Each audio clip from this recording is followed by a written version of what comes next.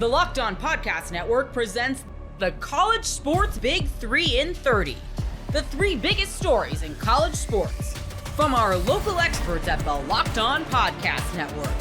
We bring you the real story, why it matters, what's next, who wins the big game, and more, all in 30 minutes. The College Sports Big 3 in 30 starts now with the biggest story in college sports.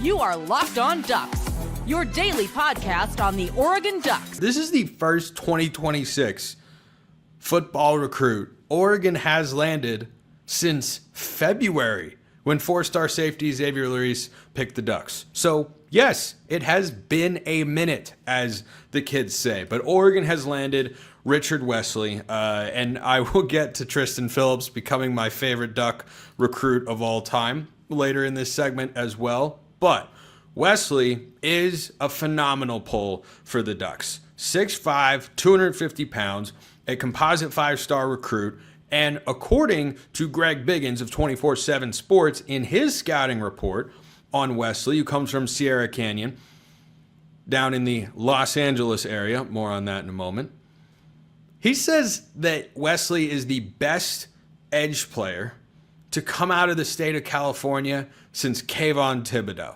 Now, that is just not a name I think should ever get thrown around lightly.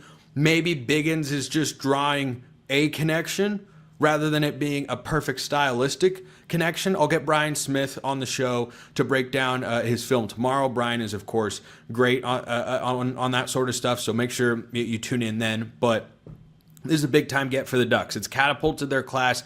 Briefly, it was up to number 14 nationally. Now it's number 15. But regardless, this is a really nice piece for Oregon to have, and hopefully is going to lead to them kind of springboarding forward. Now, I think it's notable that he comes from the Los Angeles area because the narrative surrounding USC recruiting, which is number one in the country right now, and that's certainly worth keeping an eye on if you're the Ducks. This isn't the last guy in the SoCal area that USC and others will be after. I don't think USC was heavily as involved with Wesley here as some other schools were.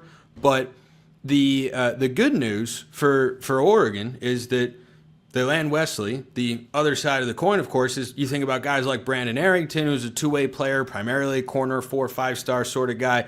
He is also going to be pursued by USC because what the Trojans have done, and those of you that listen to or watch my show out there who are active in the online space know this from engaging with USC fans online. The big narrative around USC's recruiting is they're putting up a fence.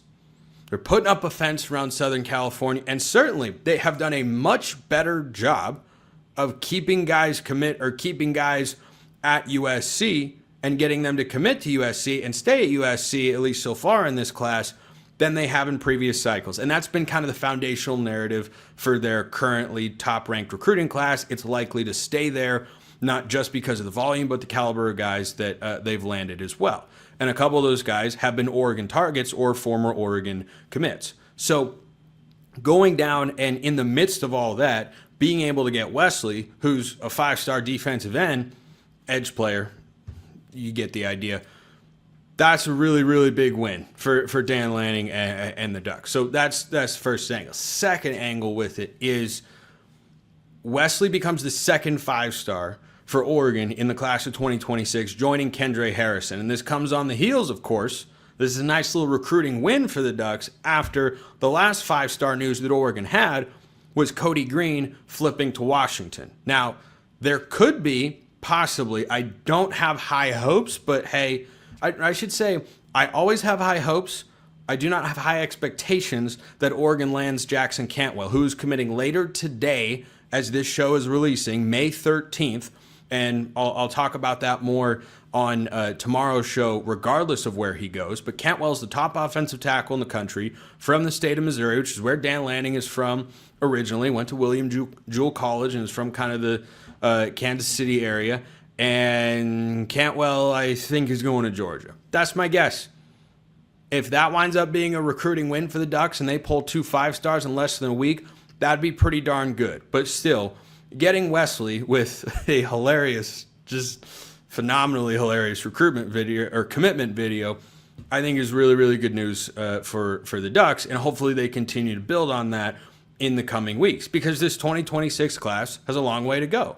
It does show you how impactful one guy can be, but only when that guy is, a top 20-ish player nationally, depending on which service you look at, and a 5-star in the top 5 or so at his position in the class, and one of the top recruits overall out on the West Coast. So Wesley is a great pickup for the Ducks and has gotten him back inside the top 15 nationally. As I talked about last week with Brian Smith here on the show, I fully expect Oregon to be able to get back inside the top 10. Whether or not they can crack the top 5, I think depends on how things go.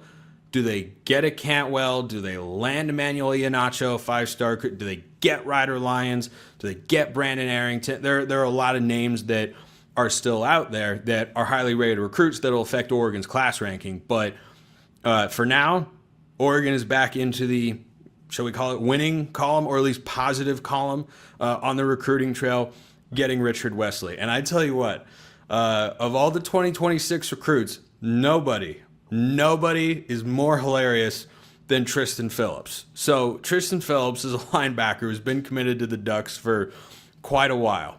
And I was noticing the other day, he'd sent a tweet back at a Washington fan who'd, come at him saying, "You're making a mistake going to Oregon. Okay. He didn't send one tweet in response. He was on like a 2-hour long bender out on, I don't even know if that term applies. He was on a rampage. He was sending out a tweet story. Phrase it however you like. He was just going out there and clapping at Husky fans online, and I'm here for it. I'm here for that. That was too short of a round of applause. Round of applause for Tristan Phillips. So between Phillips doing that and then Wesley's commitment video, which if you didn't see it, it's a funny watch. He's out there just hanging out poolside in some compression shorts and nothing else, and starts walking and talking. I got to go to the place that showed me the most love. You ready, coach? And then he turns and the camera pans to Dan Lanning, who then takes his shirt off as he runs into the pool, and then they jump into a cannonball together.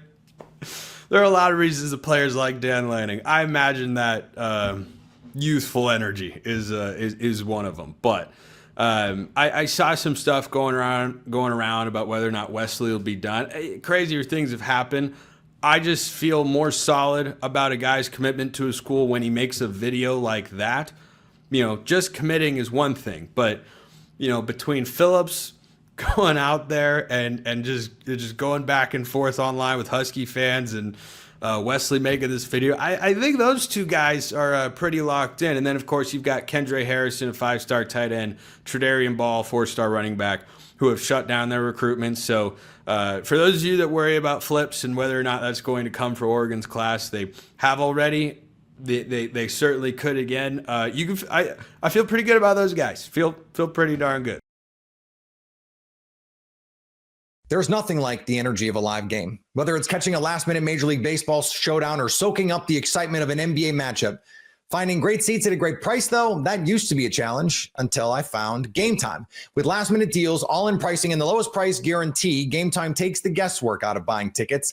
Plus, ticket prices actually drop as the beginning of the game gets closer, so you can score amazing seats at a great price. Take the guesswork out of buying tickets with Gametime. Download the Gametime app, create an account, and use code LOCKEDON for $20 off your first purchase. Terms apply. Again, create an account and redeem code LOCKEDON for $20 off. Download Gametime today. What time is it? Gametime. The Nittany Lions add another high upside wide receiver to the class of 2026. You are Locked On Nittany Lions, your daily podcast on the Penn State Nittany Lions. Part of the Locked On Podcast Network, your team every day. We are talking about the latest commitment to the class of 2026 for Penn State, and that is Davion Brown. Blue chip wide receiver, industry 4-star. We're going to talk about his potential, what he's bringing to the class of 2026, and Marcus Hagans' impact, his continued turnaround of the wide receiver room.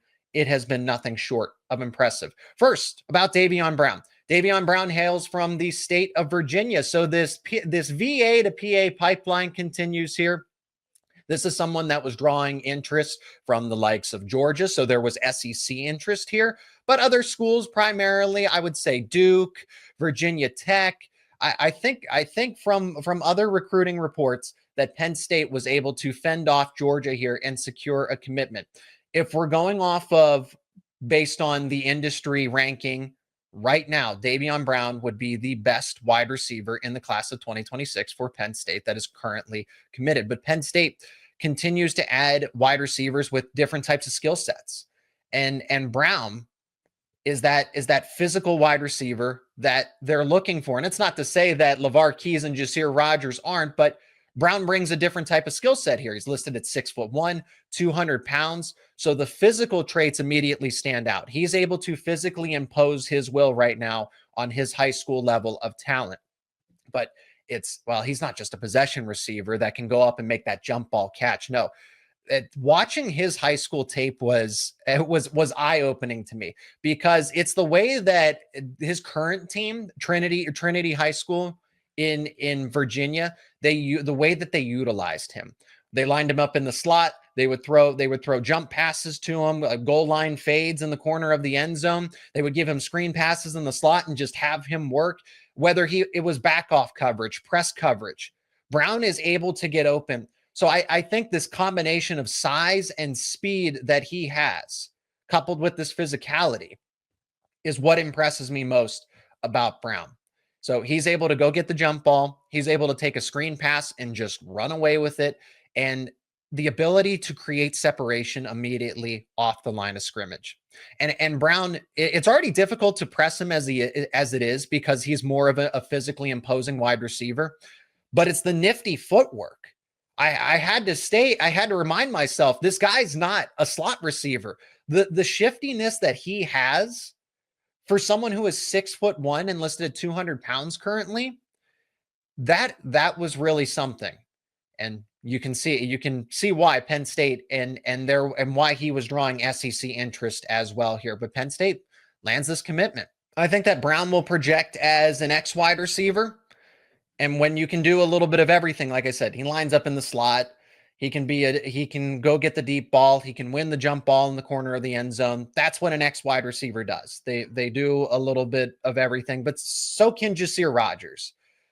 LeVar Keys, even though I think he's probably more of a Z wide receiver with what Penn State's recruiting, Jasir Rogers could play in the slot or be a boundary wide receiver. But that's how I view Davion Brown. It's because of that complete skill set. Do anything that you ask him to.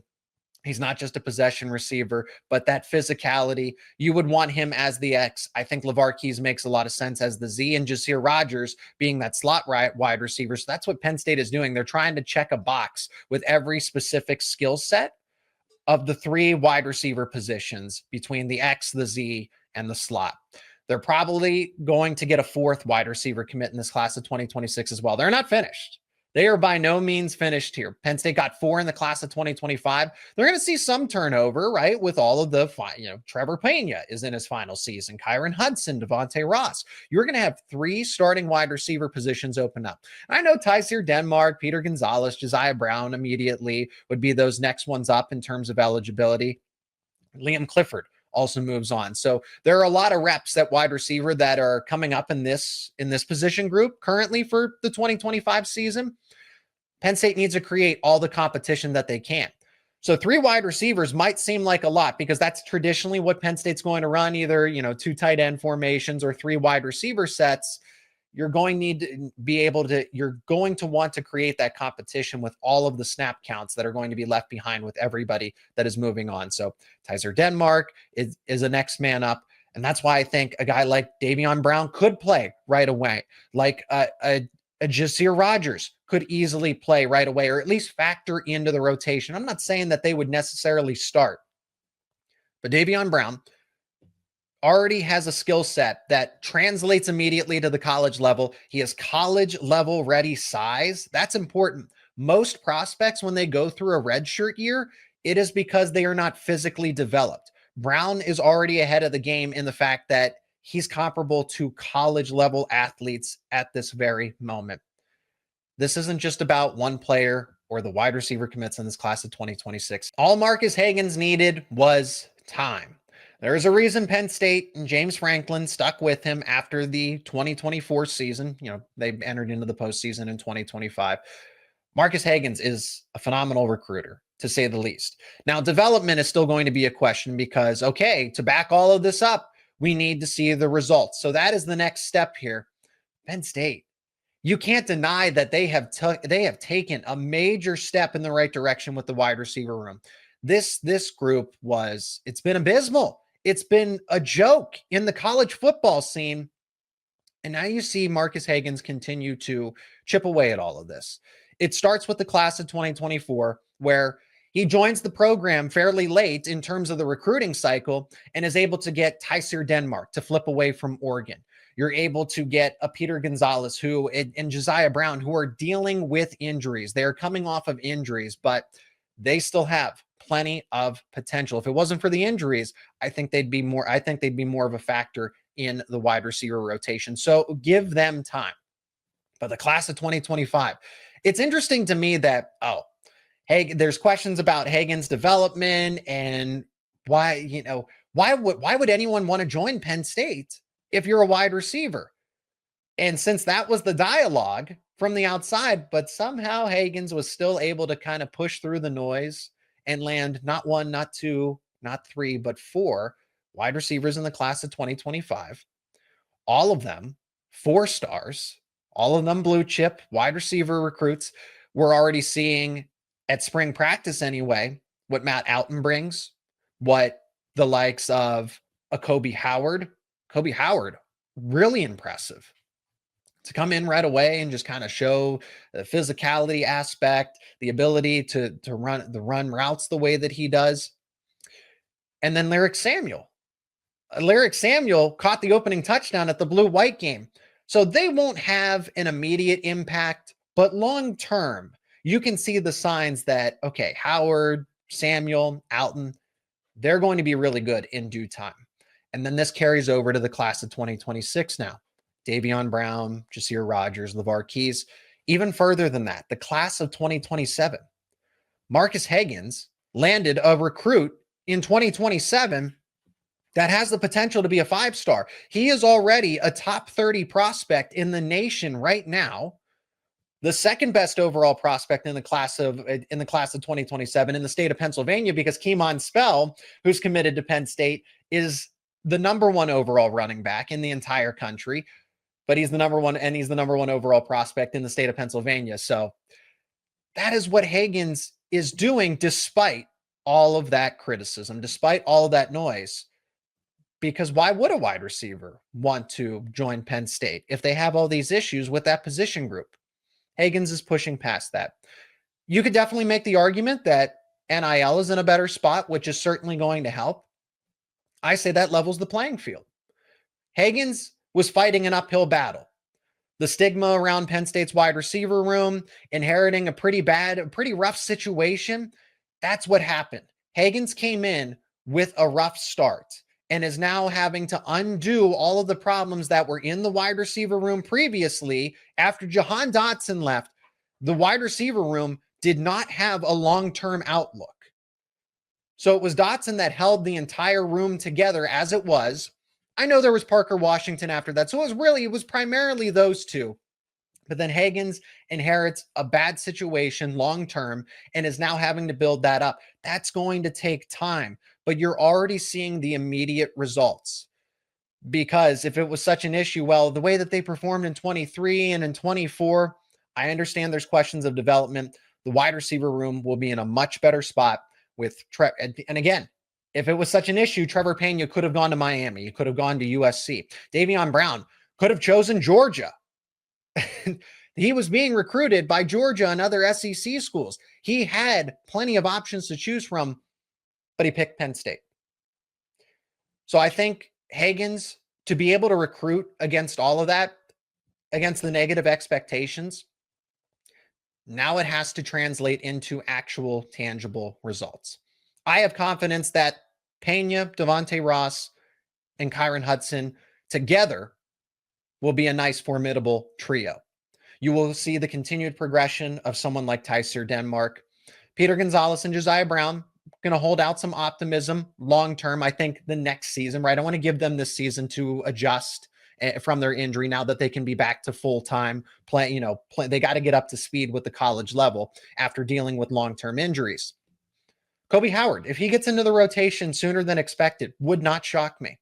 Lyric Samuel, somebody that probably needs a redshirt year, but that's okay. The upside, same thing with Matt Outen. The upside is still there for the two of them, but it would not shock me if Kobe Howard gets into the rotation at some point in time. We'll see how they handle his redshirt, but that's the capability that he has. We already see that with winter workouts and then spring camp. And Hagans deserves credit for that. So Hagans, I'm glad that Penn State decided to stick with him, because I did not think he needed to be fired there at the end of the 2023 or the 2024 season. I was one of the few people that took his side and did not try to immediately throw him under the bus. And you're seeing the results now. If they don't happen in the 2025 season, then yeah, this conversation completely changes.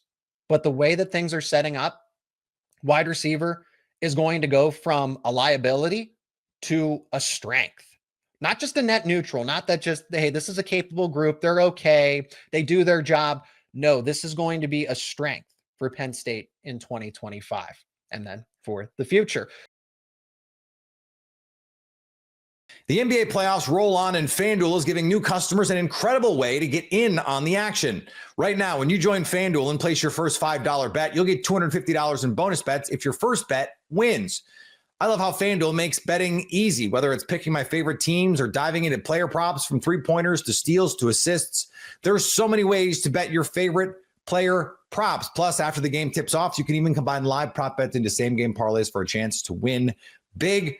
I've got some action on the PGA Championship this weekend. Don't miss out. Head to FanDuel.com and claim your $250 in bonus bets today. You are Locked On Buckeyes, your daily podcast on the Ohio State Buckeyes. Part of the Locked On Podcast Network, your team every day. Ohio State has done a phenomenal job of setting the right foundation for the 2026 recruiting class. While doing that, they have stockpiled some quality offensive linemen, and they've acquired some top-end talent, Chris Henry Jr. and Blaine Bradford. But then there comes a time where there's some guys on the recruiting trail that see what Ohio State's doing, know what Ohio State's known for on the football field, and they say, hey, I want to be a part of that. In comes the latest commitment, which came from Jordan Thomas, who is a 4-star corner from Oradell, New Jersey. This young man is physical. He has a 78-inch wingspan. He is versatile, and he fits everything Ohio State wants in a defensive back. And that part right there is very, very big. It ties into something that Matt Patricia and Ryan Day preached all spring. Versatility, versatility, versatility. The more versatile you are as a player, that's the bigger asset you are. You're more available when you can play more positions. And it also makes Ohio State's depth a big, big deal. And it makes them deeper as a team. Depth is one thing that if you think about a year ago at this time, we were questioning depth on the offensive line. We were questioning depth in some positions. At the end of the day, we focused on the offensive line. The questions we had about Ohio State's depth on the O-line, they got the answers in the middle of a season where you have guys like Luke Montgomery and Austin Serveld and Tedrick Chabola and even Donovan Jackson playing at positions or in roles that they didn't envision themselves play at the beginning of the year. But at the end of the day, that's what Ohio State needed them to do to win a national championship. And Jordan Thomas's versatility is huge. He talks about it. I'm going to read a quote about some things that he said in regards to his own versatility. But Ohio State getting a kid like this at this time of year is huge. Also, when you have guys like Chris Henry Jr. and others that are shutting down their commitment that are already in this cycle, that's talking about the commitment these guys have as 16, 17, 18-year-old young men to Ohio State, and the importance of knowing your word is your bond. There's none of this, hey, I'm going to make a verbal commitment but not really stick to it. I'm going to take these visits and I'm going to entertain these other schools. No. Your word is your bond. Same as putting your John Hancock on a lease on an apartment. Your word is your bond, and that's it. If you tell somebody you're going to play there, you're going to play there. That's it. There's no ifs, ands, or buts about it. Now, I know in today's society, that's one thing that kind of gets overlooked by some people, and people don't buy into that thought that you could just say one thing but not mean it. Not with these kids. There are multiple kids in this recruiting class that are players that are putting their money where their mouth is and they're shutting down their recruitment, which is huge. I don't know if Jordan Thomas is going to be that kind of guy, but if he is, I'm all for it. He's a physically imposing player at 6'1", 185 pounds. He's also the second best player in the state of New Jersey via 24/7 Sports recruiting rankings. He's the ideal run defender as a corner, but also his secondary versatility is huge. Now, we all know with the Buckeyes defense, you're playing outside corner. So many people can play nickel corner. But then you got Jordan Hancock. I think this guy may not be he might be a Jordan Hancock in the future. But right now, I think his ability to play outside corner and inside corner makes me think of Jordan Hancock. I'm not saying he's going to be the same kind of player, but that versatility is where these two guys connect.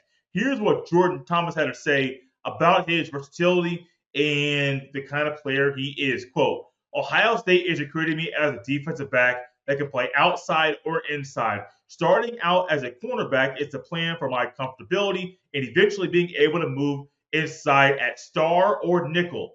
I am a versatile athlete who understands the game and can make game-changing plays when the opportunity is provided. I can play all types of coverages. It can shut down my side of the field as well as anyone who lines up against me in man coverage, end quote. The confidence that this young man is spewing out when he's speaking about his own playing ability is stuff I love. As a corner, especially one on the outside, you got to have the ability and the mindset that nobody's going to score on me. You're not catching the ball on me. And if you do, I'm going to do everything in my power to make sure that doesn't happen again.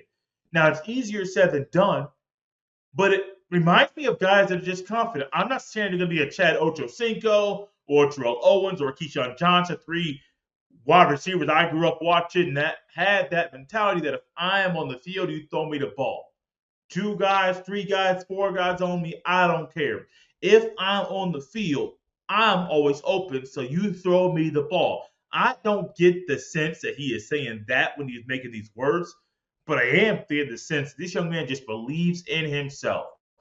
Now, Jordan Thomas is currently the 13th player to verbally commit to Ohio State, and he is the second corner. The other one, Jacob Witherspoon, out of Avon, Ohio. He's sitting at 5'10", 172 pounds. He's also a 4-star recruit. But this class so far, I like what we got. I like it. There are some things that I would like to see them do, but as far as the positives, you got multiple safeties that are really, really good, and Blaine Bradford and Simeon Caldwell. You got guys like Caden Dixon Wyatt and Chris Henry Jr. that are high school teammates that have both already shut down their recruitment. You have also some other receivers in Jaden Ricketts, who's from Ohio, as well as Brock Boyd, who's from South Lake, Texas. That may sound familiar to some of you. He goes to the same high school that Quinn Ewers used to go to. But you add in multiple offensive linemen, Maxwell Riley, Sam Greer, Tucker Smith. I like what you got. I love the foundation. Now, as I said, a strong foundation with some guys at skill positions and some guys in the O-line.